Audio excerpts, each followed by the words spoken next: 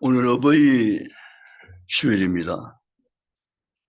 어버이 주일날 오늘 본문의 말씀 함께 상고하며 은혜를 받는 또 한 번의 귀한 시간이 되시길 원합니다.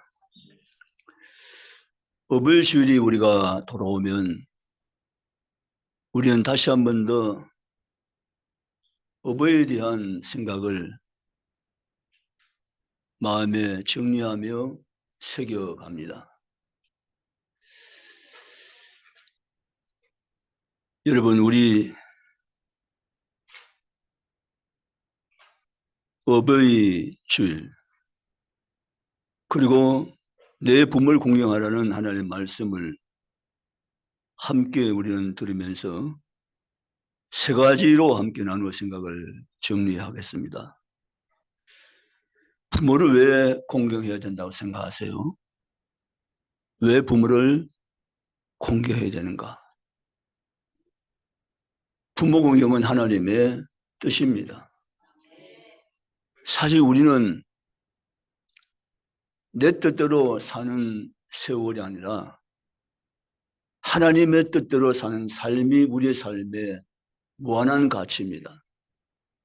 믿으십니까?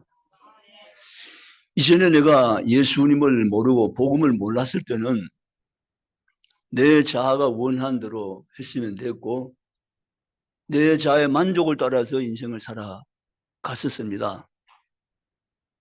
그런 우리가 복음을 듣고 예수님을 영접한 다음에는 완전히 바뀌었습니다.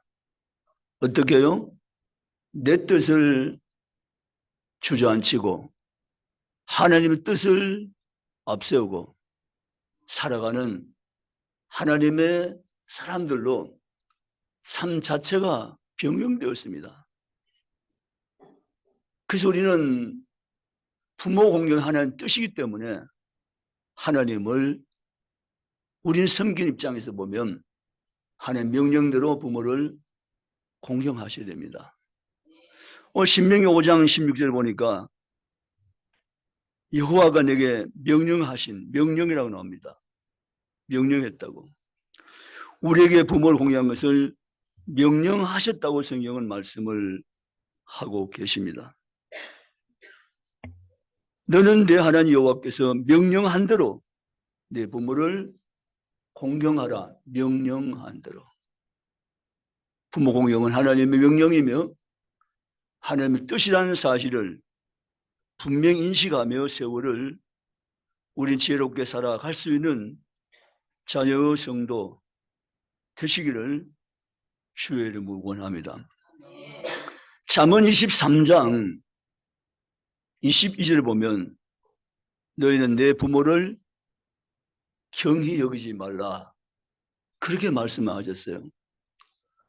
부모를 경홀히 여기지 말라는 거예요. 부모를 가볍게 여기지 말며 부모를 무시하지 말라는 거예요.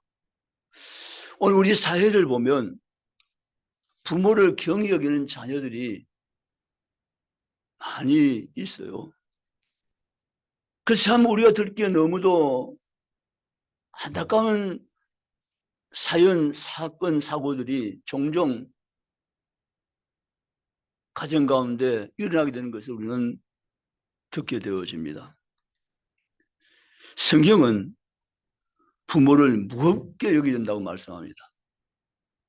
부모를 경히 여기면 하나님의 원하신 뜻이 전혀 아닌 것을 이해하고 부모를 공경하라고 성경은 말씀을 하고 있습니다.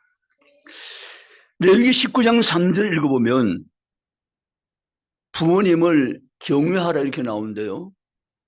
이 경외란 단어는 레위기 19장 3절 유일한데 하나님을 경외하는 것에 쓰이는 단어이지 사람을 경외하는 단어는 합당하지 않은 단어입니다. 근데 유일하게 단 한 번 부모를 말할 때는 너희 부모를 경외하라 그랬습니다. 이건 특별한 의미가 담겨진 거예요. 사람은 경외 대상은 아니에요.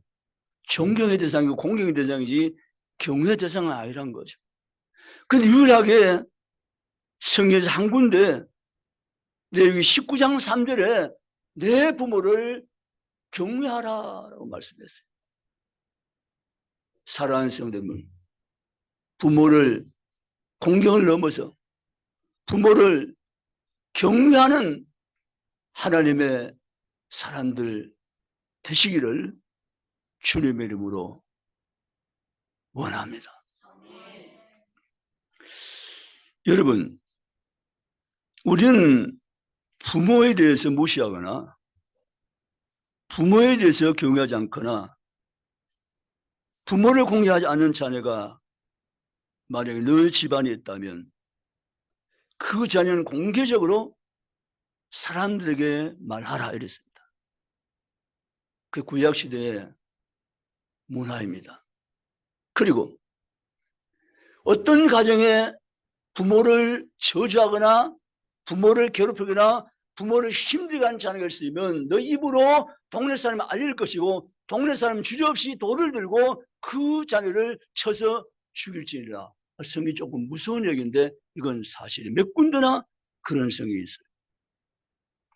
출애굽기 21장 5절과 15절과 17절 나와 있고요. 레위기 20장 9절에 나와 있고 신명기 27장 16절에 나와 있고 신명기 21장 18절 21절에도 동일한 내용들이 반복되어 나타납니다. 너희 집안에 부모에게 불효한 자녀가 있느냐? 그 자녀 있다면 동네 모임에 가서 공개하라고 말합니다. 그 사이 확인되면 동네 사람은 돌을 들어 그 자녀를 돌로 쳐서 죽일지라 이렇게 말씀하고 있습니다. 근데 그거 아시죠? 가정에 정말 부모를 너무 고통하게 만들며 죽을 심정을 부모를 괴롭히는 자녀가 있어요. 근데 구약의 문화를 따르면 당연히 동네 나가서 여러분들 내 말 좀 들어보소. 내 집의 자녀가 이런 놈입니다. 라고 말하고 동네 사람은 돌을 쳐서 그 자녀를 죽였더라. 이런 사건은 없었다는 거죠. 왜 그럴까? 그러면 그런 자녀가 없었을까? 아닙니다. 여러분, 우리가 어버이실 생각하면서 한번 생각해 볼 문제는 자녀 사랑은 자동이지만 부모 사랑은 훈련이에요. 따라합시다. 자녀 사랑은 자동이지만 부모 사랑은 훈련이다. 아멘. 자녀는 누가 사랑하라 해서 사랑하는 것이 아니라 자동으로 사랑해요. 예, 목사님 그건 아니잖아요. 그럼 우리 한번 실제적으로 한번 볼까요? 여러분의 휴대폰에 자녀 사진이 얼마나 많은지. 근데 부모님들 사진도 대비해서 그대로 잘 올려놓고 보고 계신 분이 계시나요? 계신다면 상감이죠. 상 받을까?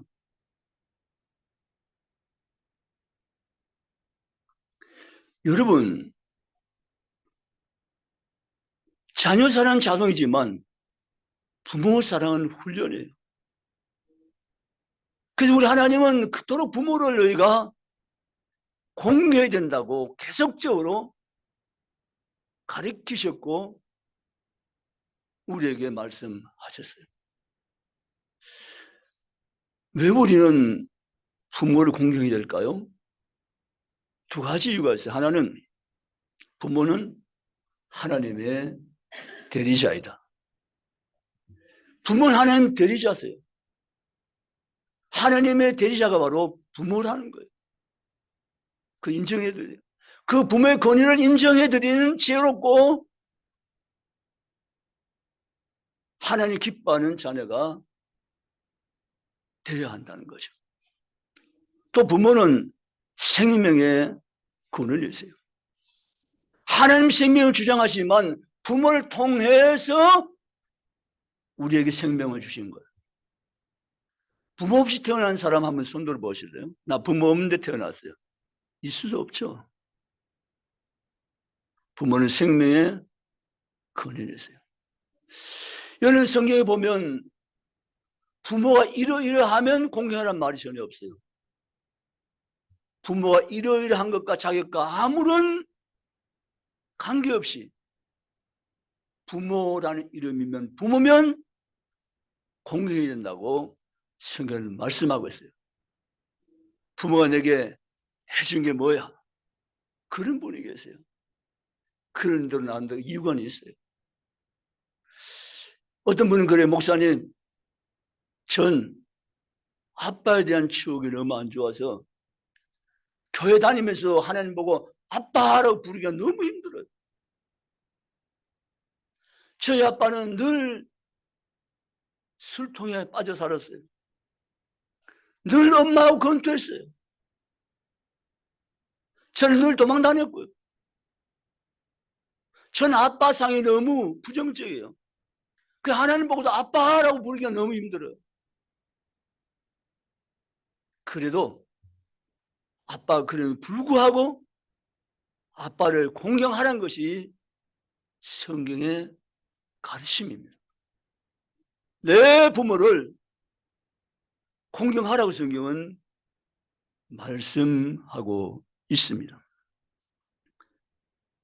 하나 두 번째는 부모 공경은 인간의 도리이며 자녀의 본분입니다. 자녀된 나의 본분이란 거죠. 우리는 사람은 인격을 가지고 있습니다.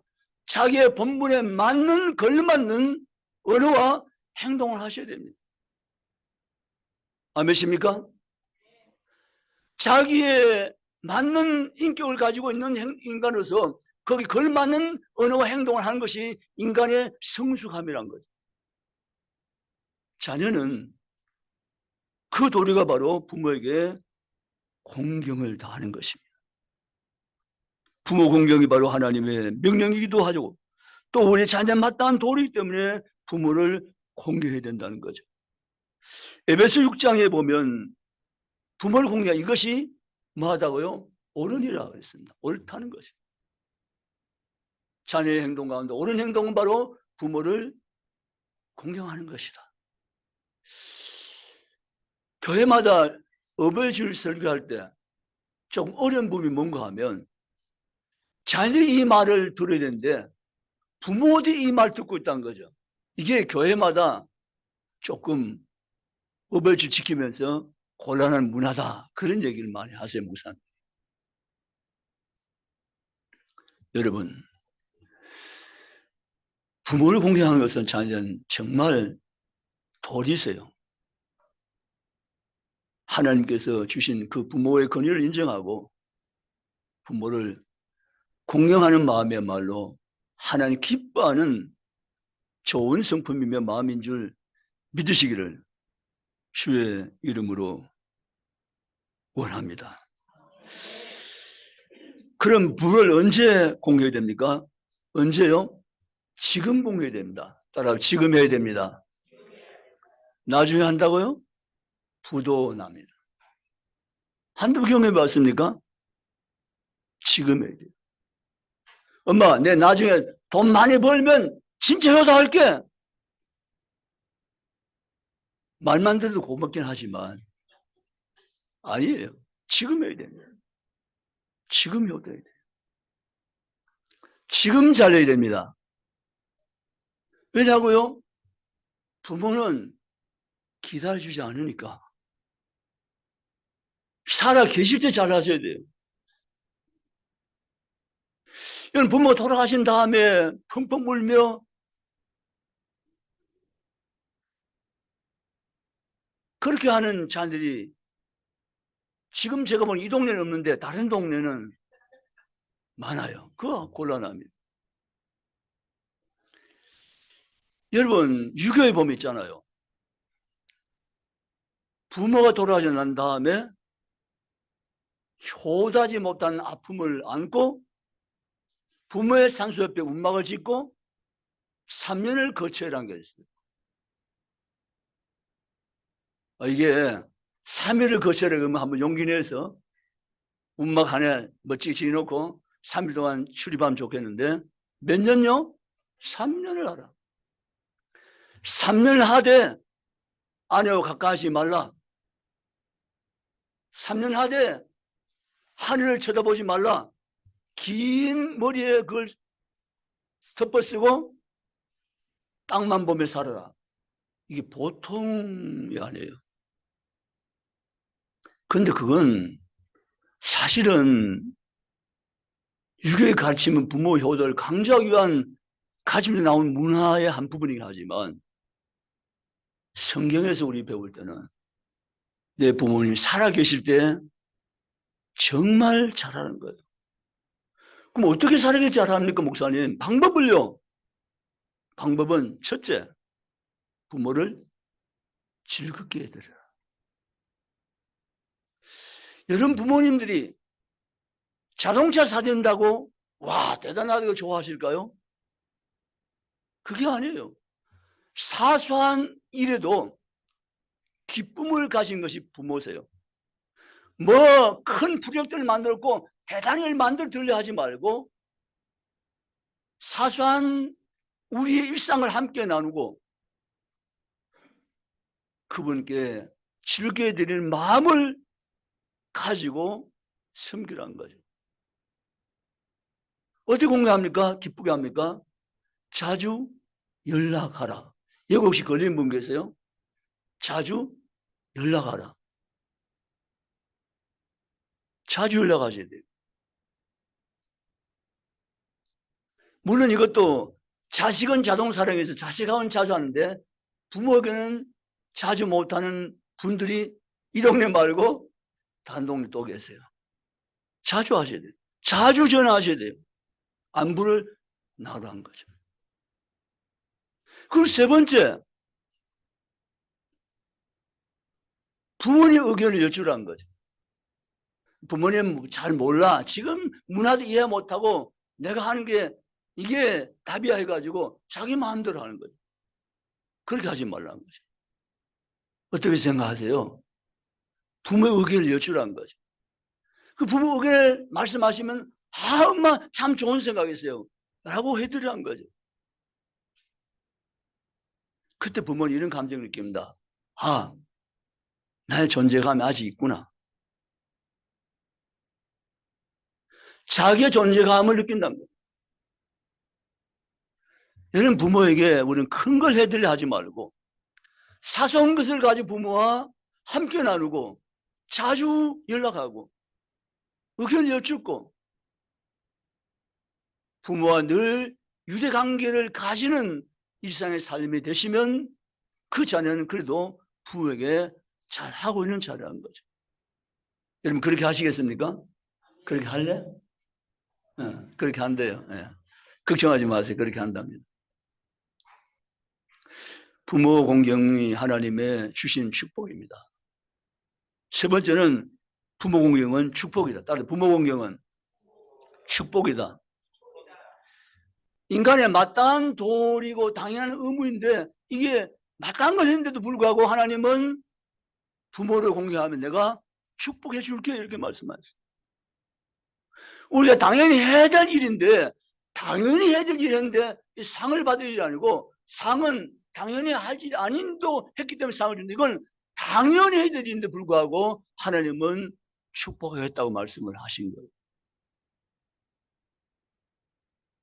부모 공경 잘하면 땅에서 잘되고 내 생명의 길이라 하나님이 약속하셨어요.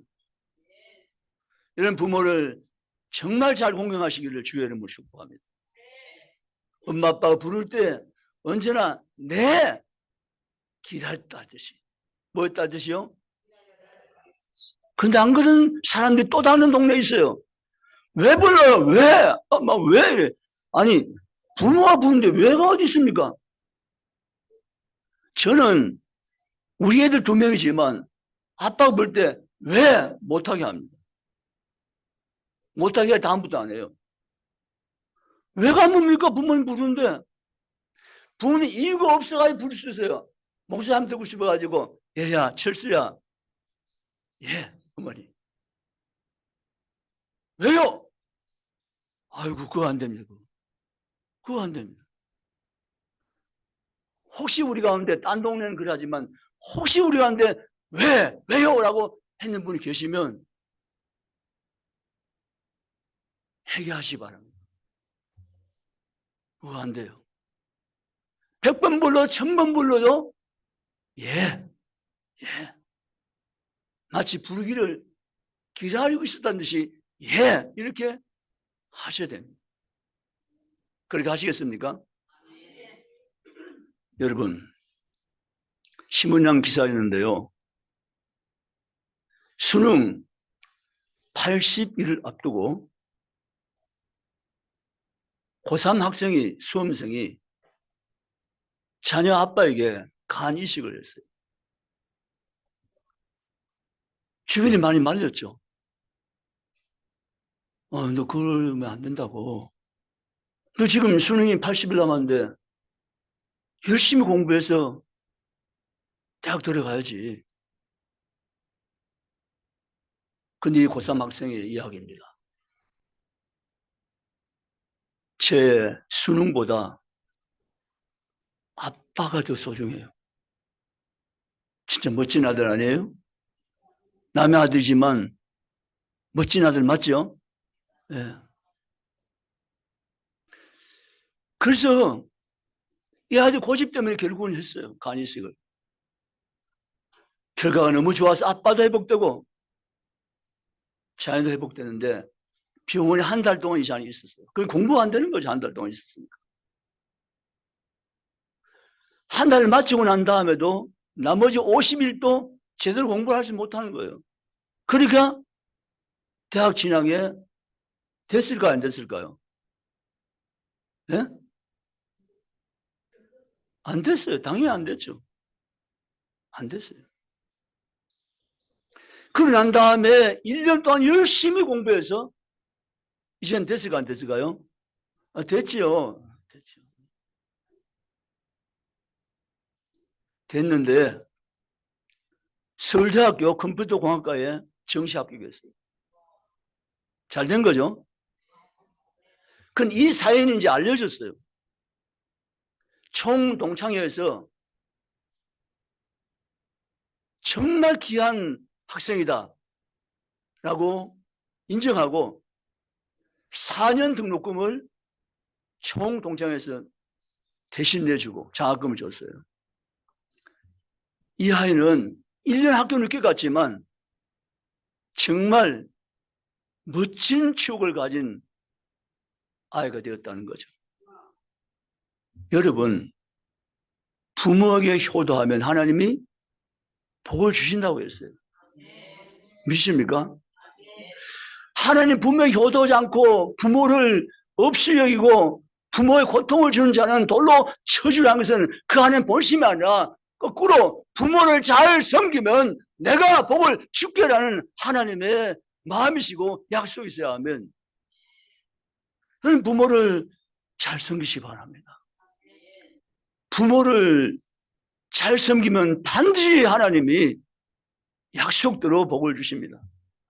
믿으시기를 주님의 축원합니다. 살아계실 때 부모님을 기쁘시게 해드리고 한 번 더 전해드리고 그 부모를 치르게 해드리고 엄마 사랑해요. 아빠 사랑해요. 한 번 더 고백해드리고 하면 살아계신 동안 자주 대화하시고 안부 전하시고 의견 여쭙고 부모를 공경하는 모든 자녀가 다 되시기를 주님의 이름으로 축복합니다. 그리고 여러분 한 가지 4절 남았어요. 예배 6장 4절. 여러분 오늘 부모님들이 이런 얘기를 하는 것 들어보는데 정말 잘못된 얘기예요. 내가 어떻게 키웠길래 이 얘기를 하세요. 내가 어떻게 키웠길래 내가 먹을 것 안 먹고 입을 것 안 입고 어디 많이 들어본 얘기죠. 예. 내가 어떻게 키웠길래? 막 이러신 거예요. 최선 다했다는 거죠. 난 널 왜 최선 다했는데 왜 이 모양이야? 이 얘기예요. 큰 여러분 이거 아세요? 그렇게 하면 안 된다는 거.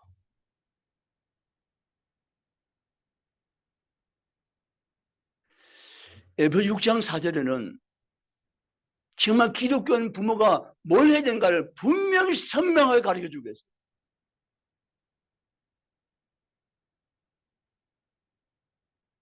내가 너를 최선 다했다는 것이 아니라 너희 자녀를 지혜의 교양과 훈계로 양육할지어다. 아멘. 이게 안 돼 있는데 내가 너 어떻게 키운 데가 의미가 없다는 거죠. 지혜의 교양과 훈계로 양육하면 내가 너 어떻게 키웠는데 말하지 않아도 자네는 반듯하게 설 줄 믿습니다.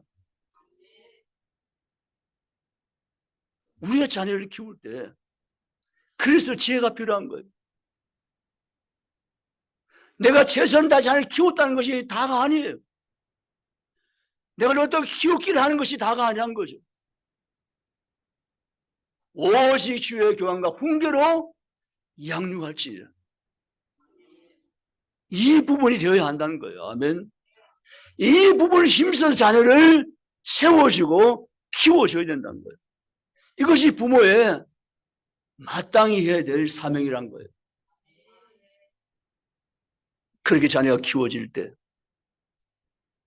세워질 때, 그 자녀는 부모님의 기쁨을 안겨드릴 수 있는, 이 사회에 선한 영향력을 끼칠 수 있는 자녀가 될 수 있다는 거예요.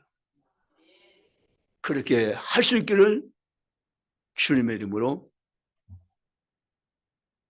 축복합니다. 우리 어버이주를 맞이하면서 이 시대를 우리는 지금 직시하고 있습니다. 그런데 우리는 너무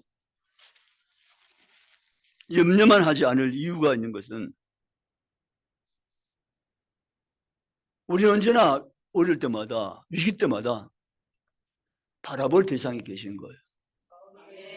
그분이 하나님이세요. 만약 우리가 위기 때, 어려울 때 바라볼 대상이 없다면 정말 실망이고 절망이에요. 근데 그게 아니에요. 어려울 때, 위기 때 바라볼 대상이 있다는 것.